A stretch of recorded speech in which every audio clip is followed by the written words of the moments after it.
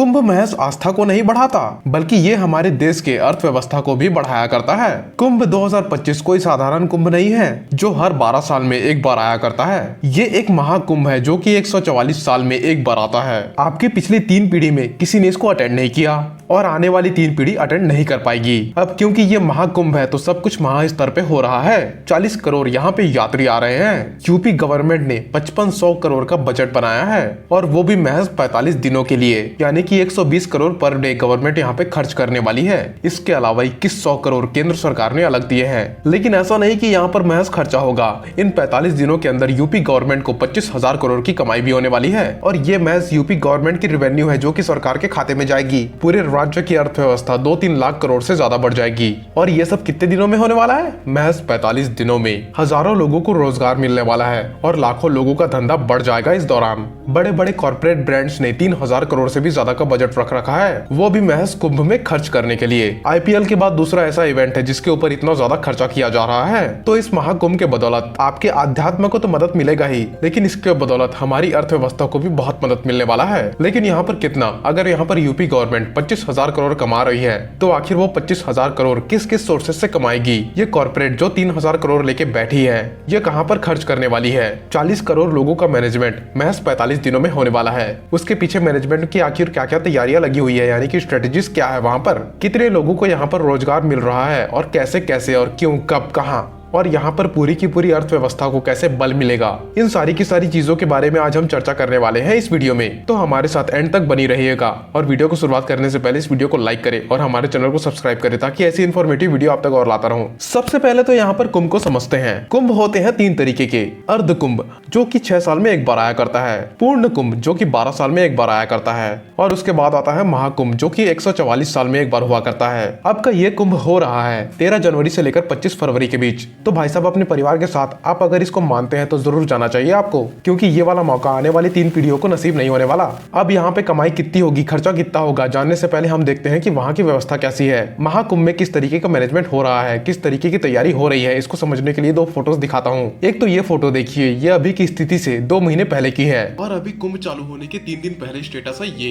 अब यहाँ से यहाँ कब हुआ, कैसे हुआ, वह मैं आपको बताता हूँ। अब अभी देखो, यहाँ पर कुंभ चालू होने से पहले मोदी जी ने रिसेंटली 5500 करोड़ के प्रोजेक्ट का उद्घाटन किया जो कि यहाँ पर इंफ्रास्ट्रक्चर और एमिनिटीज के लिए वर्क कर रहे हैं। कुंभ में 2019 में 25 करोड़ यात्री आए थे। अब की बार 40 करोड़ आने वाले हैं। कुंभ का जो पूरा एरिया है ना, जिसको महाकुंभ नगर बोला जा रहा है, वो पिछले बार 3200 हेक्टेयर का था जो कि अब की बार 4000 हेक्टेयर का होने वाला है। पिछले बार जो टेंट सिटी बनी थी ना, अब की बार उसकी टेंट सिटी डबल बनी है, जो टोटल 1,60,000 टेंट लगे हैं वहाँ पर। जो पिछले बार पक्के घाट 4 थे ना, वो अब बढ़कर 9 बन गए हैं। पिछले बार जो पेंटून ब्रिज बनाए गए थे ना, वो 2019 में महज 22 बनाए गए थे। अब 2025 में उसका नंबर है 30 पेंटून ब्रिज का। पिछले बार 300 किलोमीटर की टेम्परेरी रोड बनाई गई थी, अब की बार 400 किलोमीटर की टेम्परेरी रोड बनाई गई है। पिछले बार 40,000 स्ट्रीट लाइट थी, अब की बार उन लाइट्स का नंबर है 67,000। बिजली की यहाँ पर कोई दिक्कत ना हो उसके लिए उत्तर प्रदेश पावर कॉर्पोरेशन ने 2 पावर सब स्टेशन और 66 नए ट्रांसफार्मर लगाए हैं ताकि बिजली की कमी ही ना हो। यूपी जल निगम ने यहाँ पर 1250 किलोमीटर की पाइपलाइन बिछाई है जिसमें 85 वाटर बूथ है और 200 water ATMs. Total 1.5 lakh toilets बनाए गए हैं और 10,000 सफाई कर्मी वहाँ पर 24 घंटे तैनात रहेंगे।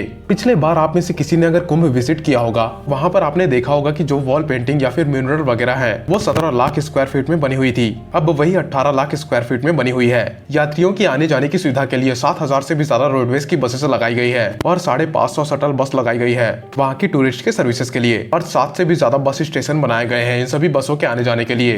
रेल मिनिस्टर अश्विनी वैष्णव जी ने कहा है कि टोटल 13,000 कुंभ के लिए ट्रेनें चलने वाली है और 3,000 तो स्पेशल ट्रेन है जो सिर्फ कुंभ के लिए चलाई जाएगी।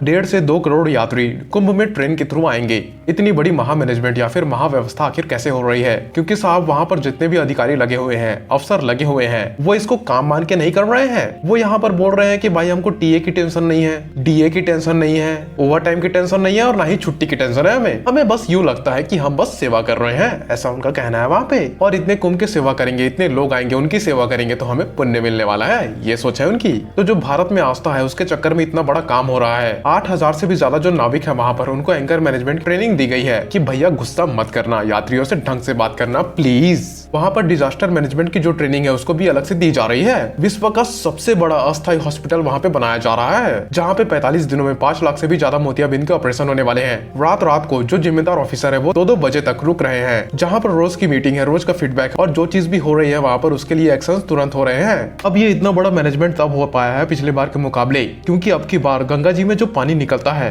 वो 1 महीना लेट निकला था। तो तैयारियां यहाँ पर 1 महीने के डिले से चल रही है और डिले होने के बावजूद भी ये लोग टाइम पे चल रहे हैं और ये है मैनेजमेंट की असली पहचान। अब यहाँ पर हम चलते हैं सरकार के खर्चे और सरकार के रेवेन्यू पर। सरकार ने यहाँ पर महाकुंभ के लिए कितना बड़ा बजट एलोकेट किया है। 2022-23 में 621 करोड़ एलोकेट किए गए थे, फिर 2023 में आगे बढ़कर 2500 करोड़ और ऐड किए और रिसेंटली 2025 में 2500 करोड़ और ऐड कर दिए। टोटल यहाँ पर 5600 करोड़ तो यूपी गवर्नमेंट ने लिया है और 2100 करोड़ रुपए केंद्र सरकार ने अलॉट किए हैं महज कुंभ के लिए। 2013 में जो कुंभ हुआ था ना उसमें यूपी गवर्नमेंट की रेवेन्यू हुई थी 12,000 करोड़ की और अब की बार पूरी की पूरी एक्सपेक्टेशन लगाई जा रही है कि 25,000 करोड़ के आसपास रेवेन्यू होने वाली है और ये कारनामा यूपी गवर्नमेंट महज 45 दिनों में करने वाली है। लेकिन कैसे? यहाँ पर सबसे पहला तरीका है जीएसटी। जैसे कि फॉर एन एग्जांपल 40 करोड़ लोग यूपी में आएंगे, वहाँ के होटल्स में रुकेंगे, वहाँ जीएसटी देंगे, खाना खाएंगे वहाँ पर जीएसटी देंगे, मतलब सरकार वहाँ पर हर तरीके से जीएसटी वसूलेगी आपसे। वो जहाँ पर भी जैसा भी खर्च करेंगे, कुछ भी चीज खरीदेंगे तो वहाँ पर हर जगह जीएसटी लगाई जाएगी। तो इन 45 दिनों में सरकार की अच्छी खासी कमाई हो जाएगी महज जीएसटी से। सेकंड, यहाँ पर यूपी की जो लैंड है ना वो लीज पे जाएगी, यानी कि रेंट पे। फॉर एग्जांपल जो बड़ी बड़ी कंपनी है वहाँ पर अपना स्टॉल लगाएंगे, बिल्डिंग्स भी वहाँ पर रेंट पे लिए जाएंगे, वहाँ पर टेंट्स को भी रेंट पे लिया जाएगा, वहाँ पर सर्विसेज के पैसे और स्टेट ट्रांसपोर्ट की जहाँ पर पैसे लगेंगी उनकी इनकम, यानी कि इनकम ऑफ बसेस, वहाँ पर पार्किंग में जो फीस आएगी उसकी इनकम। अब जो मेंटेनेंस होंगे वहाँ से पैसे आएंगे, यानी कि यहाँ से भी इनकम। और जितने भी वेंडर्स यानी कि दुकानदार वहाँ पर अपने दुकान लगाएंगे उनके लाइसेंसिंग के पैसे, यानी कि उसका मतलब है वेंडर परमिट लेंगे वहाँ पर। और खाने पीने की चीजें जो लोग बेचा करेंगे उसके ऊपर लगेगा फूड लाइसेंस, ये भी एक तरीके की कमाई है। और यहाँ पे एक और बड़ा फैक्टर ये है कि जो लोग बाहर से आएंगे यानी कि विदेशों से आएंगे, पूरे फैमिली लेके आएंगे, वो लोग ये सोचेंगे यार कुंभ मेला ही बस तो अटेंड करने थोड़ी आए हम लोग, चलो और थोड़ा घूम लेते हैं। तो राम मंदिर चले जाएंगे, वहां पर जाएंगे तो वहां का रेवेन्यू होगा, मतलब कुल मिलाकर रेवेन्यू ही रेवेन्यू होगा। यहाँ पे राम मंदिर गए हैं, काशी भी चले जाते हैं, काशी गए हैं, मथुरा और वृंदावन भी घुमाते हैं। तो यूपी के जो बाकी सारे टूरिस्ट प्लेस है ना वहाँ के रेवेन्यू में इंक्रीमेशन देखने को आपको मिलेगा। जो सारी जीएसटी और सारी की सारी जो इनकम है ना तो वहाँ दूसरे प्लेसेस से भी आया करेंगी। तो ओवरऑल यहाँ पर गवर्नमेंट को 25,000 करोड़ का सीधा सीधा रेवेन्यू होने वाला है। और जितने भी ट्रांजेक्शन ये हो रहे हैं ना इसके वजह से मे भी जीडीपी देश के ऊपर जा सकती है। अब ये तो हुई यहाँ पर गवर्नमेंट की कमाई। अब देखते हैं बाकी सेक्टर में किस किस लोगों की कमाई होगी। तो सबसे पहले उन सेक्टर्स के बारे में बात करते हैं जहाँ पर कुंभ से बहुत ही स्पेशल फायदा होने वाला है। पहला तो यहाँ पर भाई आता है होटल। वहाँ के होटल इन 45 दिनों में हमेशा जैम पैक रहेंगे,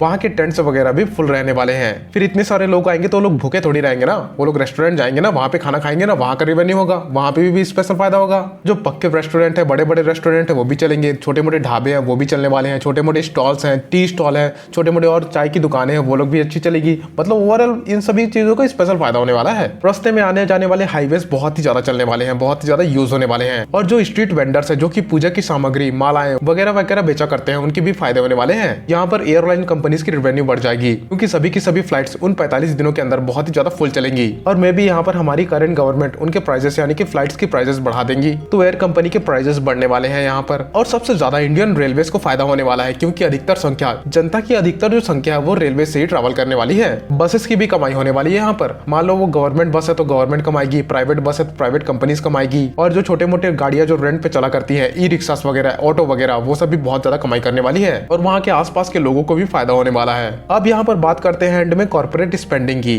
अब यहाँ पर कॉर्पोरेट्स के लिए आईपीएल के बाद एक बड़ा मेगा इवेंट है कुंभ, जो कि 3,000 करोड़ का बजट लेकर पूरा का पूरा कॉर्पोरेट बैठा हुआ है। तो आप जहाँ भी जाएंगे तो वहाँ पर जगह जगह आपको होल्डिंग देखने को मिल जाएगी। कंपनी अपने अपने बड़े बड़े स्टॉल्स लगा रही है वहाँ पे, कोई वर्चुअल स्टॉल लगा रहा है, कोई लॉन्च बना रहा है, तो कोई वगैरह वगैरह दूसरा काम कर रहा है। बहुत सारी कंपनीज ने यहाँ पर अपने स्पिरिचुअल पैक्स लॉन्च कर दिए हैं, वहाँ पर अपने सारे के सारे डिस्ट्रीब्यूटर्स को बड़े लेवल पर बैठा दिया है। कुल मिला के इन सारी की सारी चीजों से मे भी 6 लाख से भी ज्यादा फैमिलीज को मदद मिलने वाली है। तो कुंभ यहाँ पर आपकी आध्यात्मिकता को इम्प्रूव करता है, देश की अर्थव्यवस्था को मे भी इम्प्रूव करेगा, रोजगार भी देगा, फैमिलीज को रहने के लिए जगह भी देगा, वहाँ की फैमिलीज को रेवेन्यू भी देगा, वहाँ के स्टेट और कंपनीज को रेवेन्यू देगा। कुल मिला के यहाँ पर जाने से आपका पाप भी धुल जाएंगे। तो मेरा मानना यहाँ पर यह है कि अगर आप कुंभ को मानते हो, जानते हो, तो एक बार अपने परिवार के सहित वहाँ पर डुबकी लगा के जरूर आइएगा। और उस कुंभ की डुबकी से पहले यानी कि कुंभ में जाने से पहले प्लीज इस वीडियो को लाइक करें और हमारे चैनल को सब्सक्राइब प्लीज करना ना भूले, ताकि हमारी तरफ से भी आपको पुण्य मिल जाए। बाकी आज की इस वीडियो में बस इतना ही। धन्यवाद।